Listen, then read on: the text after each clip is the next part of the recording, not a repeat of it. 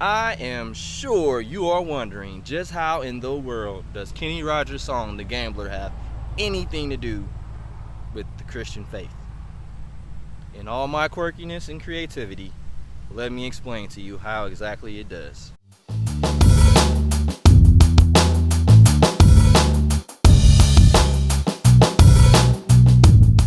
So, the other day on Twitter, I had made the comment, or I had tweeted out, that sometimes you just got to hand people over to Satan. And of course, there were some people that didn't understand what I meant. It seemed harsh to a lot of people to just hand someone over to Satan. After all, Satan is our adversary. He does come to he does seek out to steal, kill, and destroy each and every one of us, right? So why would we just hand someone over to Satan? You know, that's just like throwing somebody out to a pack of hyenas or jackals or wolves or a pride of lions. You're just throwing them out there to be destroyed, right? Not exactly. Sometimes we encounter people that are just so hell-bent on doing whatever they want to do. No matter how much reason, how much wisdom you pour into that person, no matter how often you pray for that person, and it just sometimes they just want to do what they want to do, no matter how destructive it wants to be. And so sometimes you just have to just step back and just let life bop them upside the head. Feel that? Feel what? C.S. Lewis once said that experience is the most brutal of teachers, but you learn, my God, do you learn.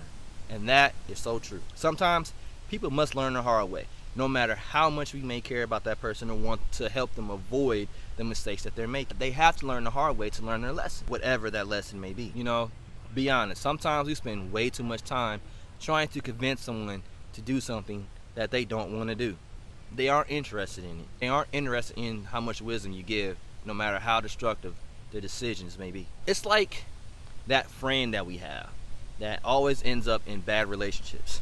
Okay, ladies, you can attest to your female friend that ends up with a trash man, or fellas, you can tell you try to talk your boy out of getting with a girl that he's obsessed with, and you like, yo, you see that this person is not good for him, but they're so determined to make this thing work, and all kinds of hell breaks loose in the relationship, and they coming to you venting about them, and you're telling them that they need to get out the relationship, or you're telling them what they need to do. They don't want to hear it because what you're telling them is going against what their heart is saying.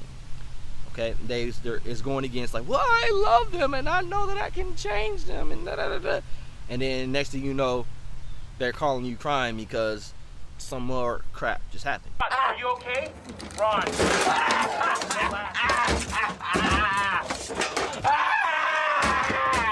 And then it comes to the point to where you're just like, you know what? Don't tell me anything else, because I am wasting my time. You don't want to hear it. You don't want to do what you have to do, so I don't care, because I love you, and for the sake of our friendship, don't tell me about it. We know what they're going to do, so we just take a step back and just let things play out. Or it's like that reckless friend who does all kinds of crazy stuff, and you're trying to get them out of it, but they just don't care. They just super hard-headed. And then at the point, it comes to the point to, like, you know what? And the only way that you're going to get it is if these bad things happen to you. Sometimes we just need to hand people over to Satan. People need to experience certain things in their lives in order for them to learn. Like Kenny said, we need to know when to hold them and when to fold them. Is it the time to hold on to them? Will our coddling do them any good? Are we becoming too emotionally invested into this? Know when to walk away and know when to run. No matter how much we may care for a person, there will be a time to where we just have to walk away or run away to avoid getting caught up in people's foolishness. You never count your money when you're sitting at the table. There will be plenty of time for counting when the dealing's done. What does that mean? Well, no matter how bad or how great a situation may look, we don't want to get too caught up and think that this is it, that there's no hope for a person, they finally got it. There will be a time to where that situation ends, or that time to where that person finally gets it, it clicks for them. But no matter what, we don't want to judge a matter before it's finished. Wait until things play out. Always be prayerful during the whole process. Intercede for them, intercede for yourself, and watch God work. Listen, I know you care a great deal for people. Heck, I care so much about people. However, I do understand now that there are times where people have to figure out things on their own. I nor you will be able to answer for whoever we're trying to protect or hold on to. We can't hold people's hand all the time. They have to learn how to walk. People are responsible for making their own decisions. All we can do is be there for them, offer sound advice and counsel, and pray for them. But above all else, do not become an enabler. Anyway, guys, that's it. I hope you enjoyed this video. I hope you understand now how Kenny Rogers has actually given us sound advice, sound biblical advice of knowing when to hold them and when to fold them, of when to walk away and when to run. Love you guys.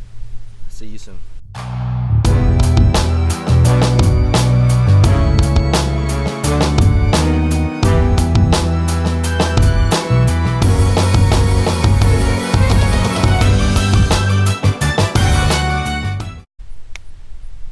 You gotta know when to hold 'em, know when to fold 'em, know when to walk away, know when to run, and you never count your money when you're sitting at the table.